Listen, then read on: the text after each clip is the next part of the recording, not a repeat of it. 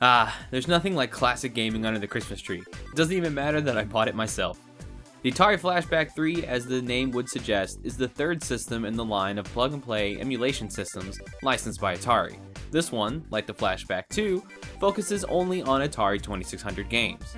Not surprising given that it looks just like the mentioned console, just all shiny with big yellow buttons. Inside the box you'll get a wall adapter, 2 joysticks, the system, and a neat poster, or at least my version came with one. Comparing it to the original system, we can see the joysticks are pretty much the same on the outside. Granted, my original stick is the later solid black ones. On the inside though, the sticks don't operate the same, and the new ones don't have the proper amount of tension, making your characters on screen harder to control with accuracy.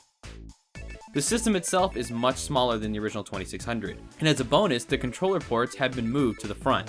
While it looks like the buttons might be the same on the front, they aren't. On the Flashback, you have power, start, difficulty left and right, and select. My old 4-switch 2600 has power, color, game select, and reset. Alright, enough looking at the console, the important part is what's going on inside. You have a standard affair of Atari games built in and ready to go. A little research led me to believe that the insides of the Atari Flashback 3 are all emulation on a chip, much like NES and Genesis emulation systems. No real components for modding like the Flashback 2, which is kind of a downside.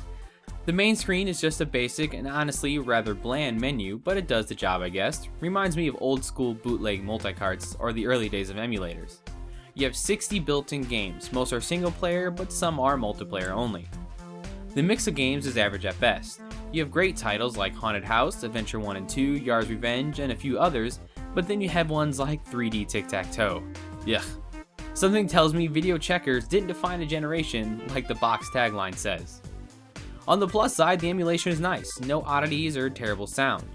One of the first I tried was Adventure, being one of my favorite 2600 games. It ran great and looked nice, the only problem being that the loose controller, making it hard to fit in the tight corridors and run away from the dragons efficiently. Asteroids was another one I had to play, a game I've spent much time just blasting away in. Worked just like the original, but again that loose joystick caused me to fly around a little more than I would have liked, sending me into collisions very often. It would just be something and I have to readjust to. This isn't a video out to review each and every game, so I won't keep babbling about them. Just know that on the surface they are fine emulations of those classic Atari VCS titles, though you may need to readjust your playing style if you're used to the original sticks and games. Thankfully the new joysticks use the same cables and ports as the originals. I'd wager the original sticks would work just fine and even other accessories. If so, I consider getting a paddle wheel for games like Night Driver. There are no huge downsides to the system on a whole. My only thing I really had a big complaint about was the loose joysticks and the fact that you can't just reset the system and go back to the menu. You have to power the system off and turn it back on. I found my system at a local Wal-Mart for $29.99, and for that I feel like it's a decent collectible. I might get it out on occasion or at some point leave it plugged into a second TV. If you find it for more though, I'd avoid it. It just doesn't have much worth outside of the neat factor, unless you have no desire to track down an actual system and games.